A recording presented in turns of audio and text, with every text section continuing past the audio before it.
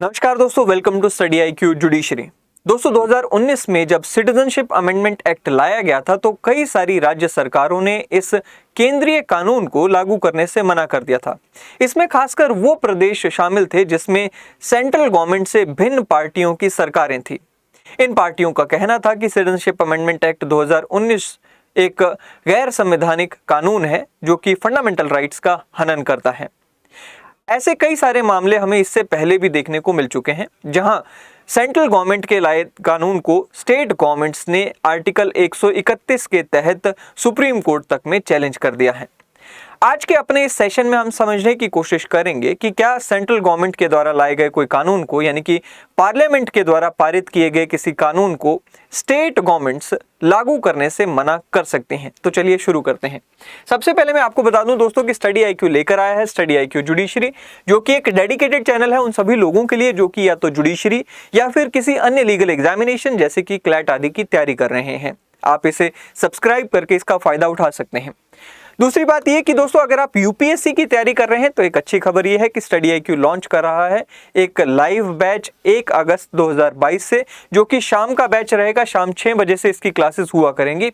इसमें आपको करना क्या है दोस्तों, इसमें आपको चांद लाइव का एक कोड इस्तेमाल करना है और इस बैच को आप 18,999 रुपए में अवेल कर सकते हैं।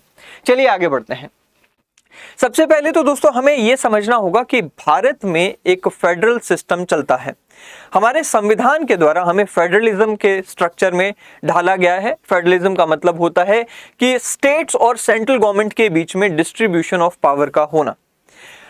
ये जो फेडरल स्ट्रक्चर की हम बात करते हैं दोस्तों, ये हमने हमारे संविधान में गवर्नमेंट ऑफ इंडिया एक्ट 1935 से इंस्पायर होकर डाला। इसमें हमें देखने को मिलता है कि जो लेजिस्लेटिव पावर्स होती हैं, यानी कि जो विधायिका की पावर्स होती हैं, कानून बनाने की पावर्स होती हैं, वो किसी एक सरकार के हाथ में नहीं दी जाती हैं, उसमें हम उसे बांट देते हैं। हमारे देश में अगर हम बात करें तो जो हमारी लेजिस्लेटिव पावर्स हैं उसे हमने यूनियन और स्टेट गवर्नमेंट्स के बीच में या स्टेट लेजिस्लेचर्स के बीच में बांट दिया है और 7th शेड्यूल के थ्रू उसे हमने बांटा है, यानी कि 7वीं अनुसूची के तहत इन पावर्स को हमने इन दोनों सरकारों के बीच में बांट दिया है।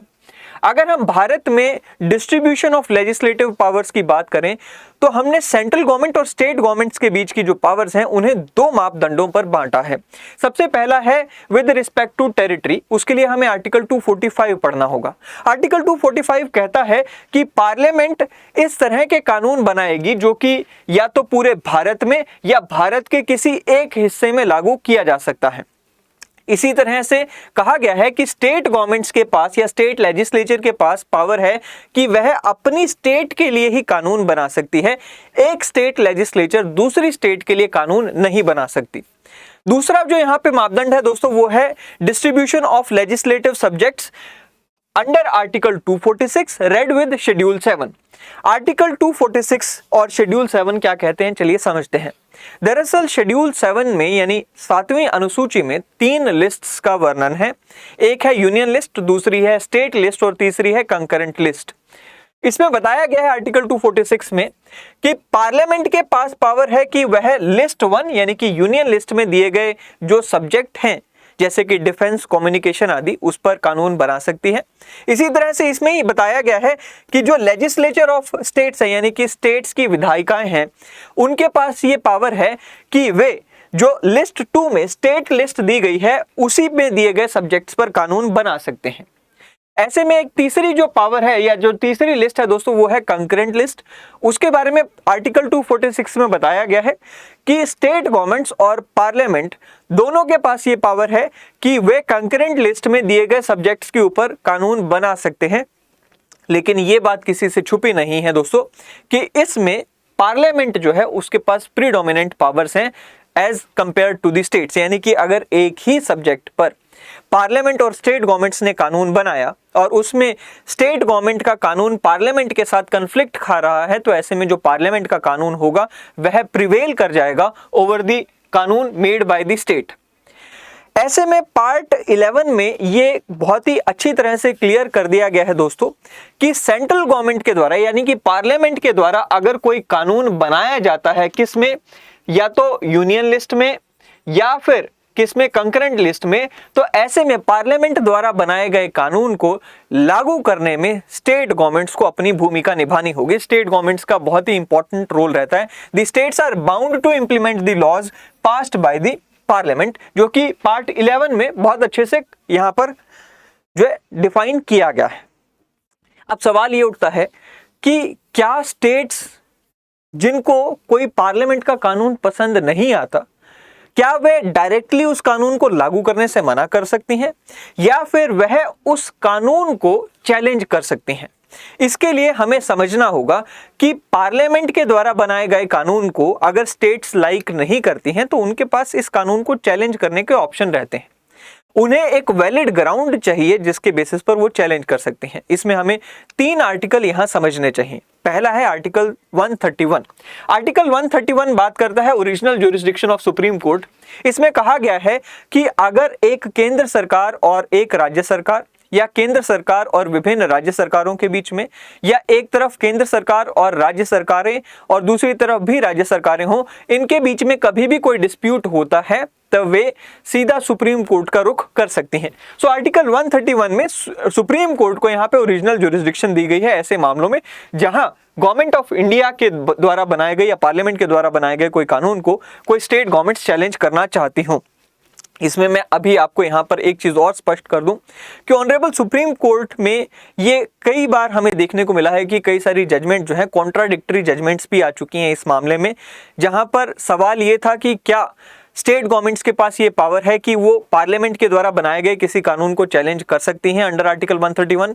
एक मामले में सुप्रीम कोर्ट ने कहा यस, पावर है पार्लियामेंट स्टेट गवर्नमेंट्स के पास कि वो पार्लियामेंट के किसी कानून को 131 के तहत चैलेंज कर सकती हैं। दूसरी जजमेंट में ऑनरेबल सुप्रीम कोर्ट ने कॉन्ट्राडिक्टरी जजमेंट दी जहां पर यह कहा कि पार्लियामेंट के द्वारा बनाए गए किसी कानून को स्टेट गवर्नमेंट्स 131 के तहत चैलेंज नहीं कर सकती हैं। बहरहाल हमें इसमें ऑनरेबल सुप्रीम कोर्ट की तरफ से क्लैरिटी आना बाकी है, एक लार्जर बेंच की तरफ से इस पूरे मामले पर क्लैरिटी आएगी।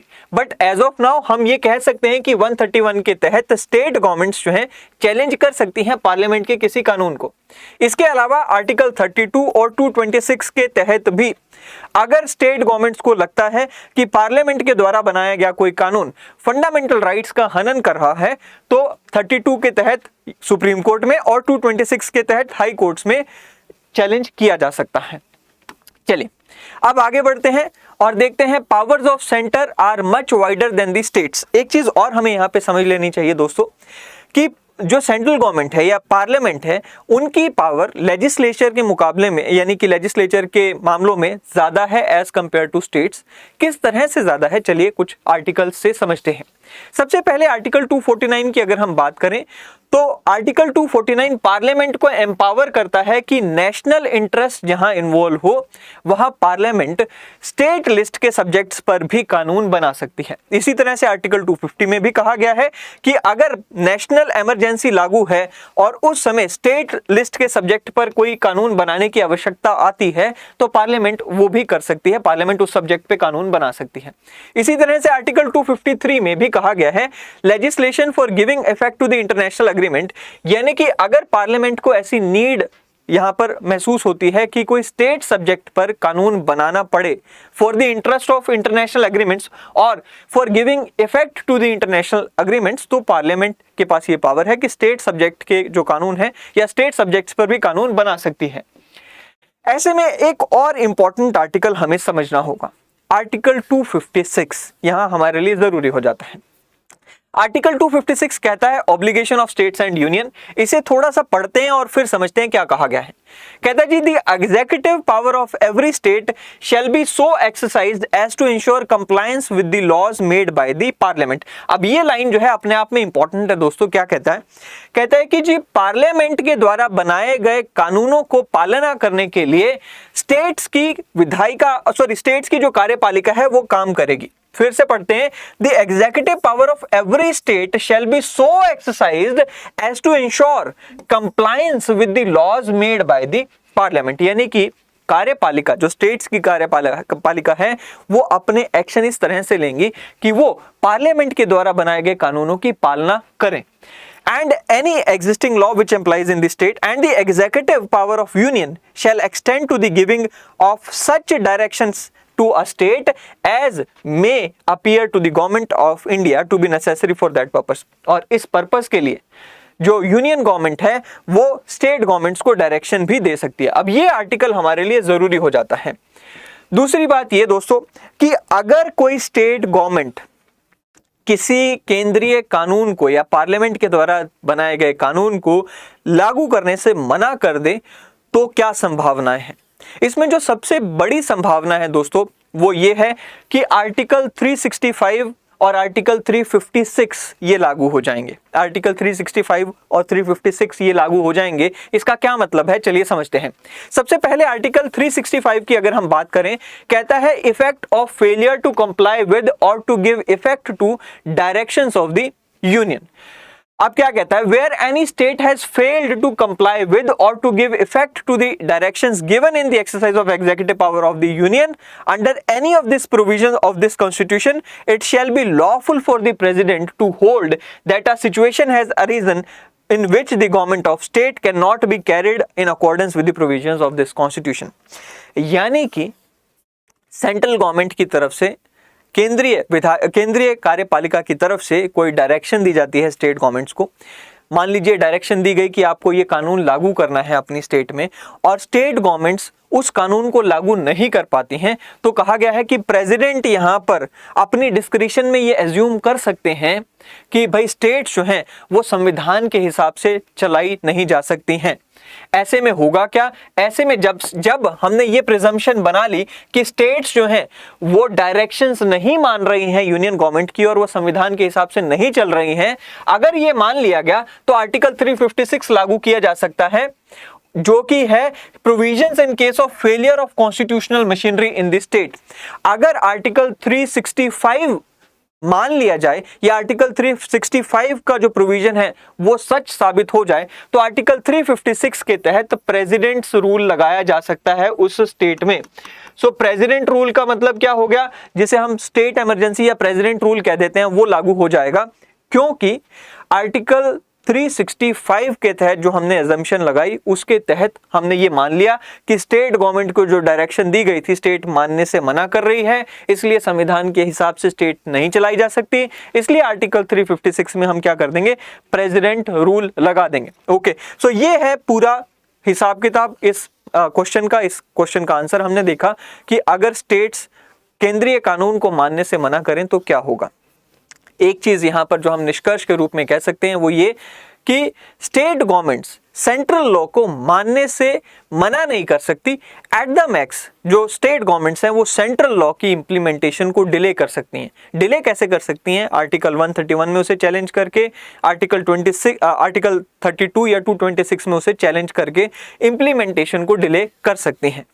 अगर वे मानने से मना करती हैं तो हमने अभी पढ़ा आर्टिकल 365 रेड विद आर्टिकल 356 के हिसाब से प्रेसिडेंट्स रूल लगा दिया जाएगा। आई होप कि आपको आज का हमारा ये सेशन समझ आया होगा। अगले सेशन में फिर एक बार मिलेंगे दोस्तों। Till then thank you and have a great day ahead. Thank you.